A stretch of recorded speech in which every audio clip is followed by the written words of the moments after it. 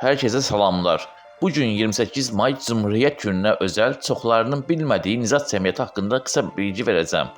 Nizat Cəmiyyəti 19-cu əsrin əvvəllərində Bakıda fəaliyyət göstərmiş maarifçi və xeyriyyə təşkilatıdır. 1906-cı ilin martında təsis edilmiş və 1917-ci ildə fəaliyyətini dayandırmışdır.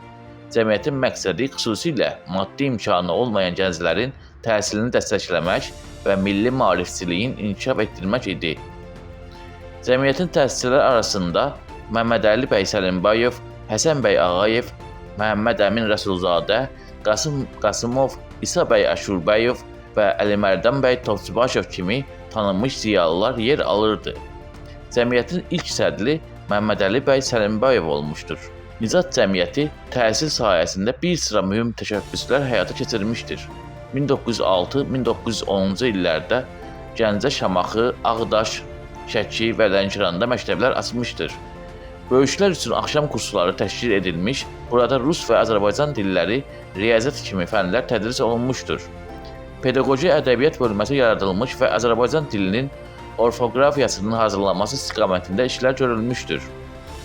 Kitabxanalar və qiraətxanalar açılmış, burada mühazirələr və ictimai müzakirələr təşkil edilmişdir. Cəmiyyətin mədəniyyət sahəsində fəaliyyəti də diqqətə layiqdir. 1908-ci ildə Üzeyir Hacıbəyovun Leyli və Məcnun operası Nizat Cəmiyyətinin təşəbbüsü ilə Bakıda ilk dəfə tamaşaya qoyulmuşdur. Teatr bölməsinin tərkibi Hüseyn Ərəblinski, Abbas Mirzə Şərifzadə, Mirzağa Əliyev və Sidqi Ruhullah kimi tanınmış aktyorları bir araya gətirərək müxtəlif dram əsərlərini səhlələndirmişdir. Bunu da qeyd edək ki, o vaxt Hüseyn Ərəblinski tamaşada qadın obrazında oynadığı üçün toplum tərəfindən sərt təhqir olunmuşdur. O vaxtki kütlə öldürməyə belə hazır idi. Həmçinin bugün fəxr etdiyimiz Şərqdə ilk opera tamaşasının banisi Üzeyir Hacıbəyov da təhqirlərə məruz qalmışdı. Tamaşalarda əldə olunan gəlirlər ehtiyacı olan şagirdlərə verilirdi. Nizat Cəmiyyətində qadınların da mühüm rolu olmuşdur. 1908-ci ildə cəmiyyətin qadın üzvləri tərəfindən qadın şöbəsi yaradılmışdır. Bu şöbə təhsil almaq istəyən müsəlman qızlara kömək etməyi məqsəd qoymuşdur. Xədicə Əlibəyova 1911-ci ildə İşıq adlı ilk qadın qəzetinin yaradıcılarından biri və redaktoru olmuşdur. Qəzet qadınların təhsili, hüquqları və gündəlik həyatı ilə bağlı məqalələr dərc etmişdir. 1908-ci il oktyabrın 26-sında Rübabə Qasımovanın mənzilində toplanaraq Nizat Cəmiyyətinin qadın şöbəsini təsis edən 14 qadın üzvlərinin adları məlumdur. Hənifə Məlikova Həsən bəy Zardabinin həyat yoldaşı, ziyalı və maarifçi. Rübabə Qasımova Nizatın qadın şöbəsinin təsisçisi və ilk rəhbərlərindən biri idi. Xədicə Əlibəyova İşıq qəzetinin redaktoru və qadın hüquqları müdafiəçisi. Əminə Əfəndiyeva, Şərqi Axundova, Səkinə Axundova, Səbirə Əbdülrəhmanova, Sara Vəzirova, Əminə Tanrıquliyeva, Xurşud Vəzirova, Səltənət Hacıbababəyova, Qərib Sultan Xanlarova, Ayşə Qasımbayeva maarifçi və qadın hüquqları müdafiəçisi idilər. Bu qadınlar təhsil almaq istəyən müsəlman qızlara kömək etməyi və onların maariflənməsini əsas məqsəd qoymuşdular. Onların fəaliyyəti nəticəsində qızlar üçün məktəblərin açılması, tədris materiallarının hazırlanması və qadınların ictimai həyatda fəal iştirakının təmin edilməsi istiqamətində mühüm addımlar atılmışdır. Nizat Cəmiyyətinin qadın şöbəsi yalnız təhsil sahəsində deyil, həm də sosial fəaliyyət sahəsində fəal olmuşdur. Onlar xüsusilə 1-ci Dünya müharibəsi zamanı qaçqınlara və müharibə qurbanlarına yardım məqsədi ilə müxtəlif xeyriyyə tədbirləri təşkil etmişlər. Məsələn, UNESCO Xeyriyyə Cəmiyyəti yaradılmış və bu cəmiyyət vasitəsilə iyanələr toplanmış, Novruz bayramı şənlikləri və digər tədbirlər keçirilmişdir. Bu cür fəaliyyətlər qadınların ictimai həyatda fəal iştirakının nümunəsi olmuşdur. Nizat Cəmiyyətinin qadın şöbəsi Azərbaycan tarixində qadınların təhsil və sosial sahələrdə fəal iştirakının təməlini qoymuşdur. Bu qadınların fəaliyyəti yalnız öz dövrü üçün deyil, həm də gələcək nəsillər üçün əhəmiyyətli bir iz buraxmışdır. Onların göstərdikləri əzm və fədakarlıq Azərbaycan qadınlarının ictimai həyatda fəal iştirakının önünü açmışdır. İndi isə Nicat cəmiyyətində fəaliyyət göstərən, dövrün ictimai mədəniyyətində rolu olan, cəmiyyətə maddi dəstək verən insanların bir qismini xatırlayaq. Abdullah Şaiq. Abdullah Şaiq maarifçi müəllim və yazıçı kimi Nicat cəmiyyətinin təhsil yönümlü tədbirlərində iştirak etmişdir. O, uşaq ədəbiyyatı və tədris vasitələri sahəsində çalışmış, cəmiyyətin təşkil etdiyi məktəblərdə dərs demişdir. Onun maarifçilik fəaliyyəti Nicatın məqsədləri ilə üst-üstə düşürdü. Həsən bəy Zardabi. Zardabi Əkinci qəzetinin yaradıcısı olaraq Azərbaycanın ilk maarifçisi, mətbuatçısı idi. Nicat cəmiyyəti onun maarifçilik ideyalarının davamçısı olmuşdur. Zardabi Nicatın təsirindən əvvəl vəfat etmişdir, 1907-ci ildə, amma onun ideyaları bu cəmiyyətin ruhunu formalaşdırmışdır. Mirzə Ələkbər Sabir. Sabir satirik şair olaraq Nicat cəmiyyətinin maarifçi və tənqidi ruhunu dəstəkləyirdi. Onun Molla Nəsrəddin jurnalında yazdığı yazılar cəmiyyətin açmaq istədiyi ictimai şüuru gücləndirirdi.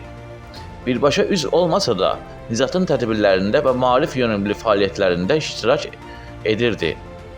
Hacı Zeynalabdin Tağıyev. Tağıyev Azərbaycanın məşhur xeyriyyətçisi və Nicat cəmiyyətinin maddi cəhətdən dəstəkləyən əsas simalarından biri olmuşdur. Xüsusilə qızların təhsili və məktəb binalarının tikintisi sahəsində onun rolu əvəzsizdir.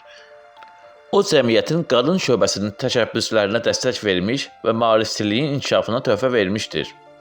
Üzeyir Hacıbəyli, dahi bəstəkar.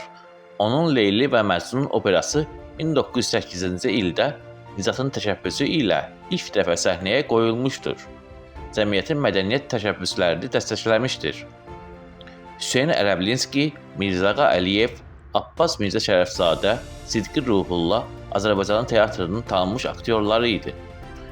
Xədicə Əlibəyova, qadın hüquqları müdafiəçisi və İşıq qəzetinin redaktoru. Nicatın qadın şöbəsinin fəal üzvü olaraq müsəlman qadınların təhsil almasına yardım etmişdir. Bu şəxslər cəmiyyətin maarifçilik, mədəni inkişaf və sosial yardım missiyasını geniş kütlələrə çatdırmaqda mühüm rol oynamışdır. Onların dəstəyi sayəsində Nicat cəmiyyəti Azərbaycan tarixində iz qoyan təşkilatlardan birinə çevrilmişdir. Bu şəxslərin hər biri Nicat cəmiyyətinə ya birbaşa üzv, ya fəal iştirakçı, ya da fikir və maddi dəstəyi ilə töhfə vermişdir. Onların Azərbaycan maarifçiliyinin və mədəniyyətinin təməl daşlarını qoyan şəxslərdir. Təbii ki, o vaxtı Çar Rusiyasında belə bir fəaliyyətə imkan verilə bilməzdi. Çar Rusiyasının 19-cu əsrin sonları, 20-ci əsrin əvvəllərindəki siyasəti milli azıqların, xüsusilə müsəlmanların və türk müsəlman mədəniyyətlərinin inkişafını məhdudlaşdırmağa yönəlmişdi. Bu çərçivədə Nicat kimi milli mədəni maarif cəmiyyətlərinə də təzyiqlər və məhdudiyyətlər tətbiq olunurdu. Çar hakimiyyəti maarif və mədəniyyət sahəsində fəaliyyətləri ciddi nəzarət altında saxlayırdı.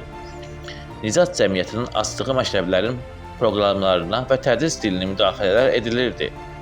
Rus dilinin üstünlüyü qorunmağa çalışılırdı. Cəmiyyətin toplantılarına və tədbirlərinə senzura tətbiq olunurdu. Bəzən icazə də verilmirdi. Cəmiyyətin nəşr etmək istədiyi ədəbiyyatlar, qəzetlər, kitablar senzura ilə üzləşirdi. Mədəni tədbirlərdə milli ideyaların və milli özünü dərkin təşviqi Çar hökuməti tərəfindən təhlükə kimi qiymətləndirilirdi. Cəmiyyətin fəallarına qarşı təzyiqlər, həbslər, işdən çıxarma halları qeydə alınmışdır. Ziyalıların bir çoxu Rusiya məmurlarının təzyiqi ilə fəaliyyətlərini məhdudlaşdırmaq və ya gizli şəkildə aparmaq məcburiyyətində qalırdı. Bu yüzdən Nicat cəmiyyətinin tərkibində gizli olaraq Hümmət təşkilatı da yaranmışdır. Təxminən 120 il öncə Azərbaycan tarixində baş verənlər indi günümüzdə də tanış gəlir, elə deyilmi? Təəssüf ki, bəzi şeylər hələ dəyişməyib. Nicat cəmiyyəti müxtəlif belə səbəblərdən fəaliyyətində çətinliklərlə üzləşirdi. İdarə heyətindəki fikir ayrılıqları və maliyyə məsələləri cəmiyyətin fəaliyyətini mənfi təsir edirdi. 1916-cı ildə keçirilən seçkilərdəki ixtilaflar cəmiyyətin daxili birliyini zəiflətdi. 1917-ci ildə Oktyabr inqilabının təsiri ilə cəmiyyət fəaliyyətini dayandırmışdır. Nicat cəmiyyəti fəaliyyət göstərdiyi qısa müddət ərzində Azərbaycan cəmiyyətinin maarifçilik və mədəniyyət sahəsində mühüm izlər buraxmışdır. Əsasən yeni nəsil gənclərə tövsiyəm bu mövzular haqqında araşdırın, maariflənin. Təxminən 110 il, 120 il əvvəl Azərbaycanın necə aydın bir düşüncəli insanlara sahib olduğunu görürsüz.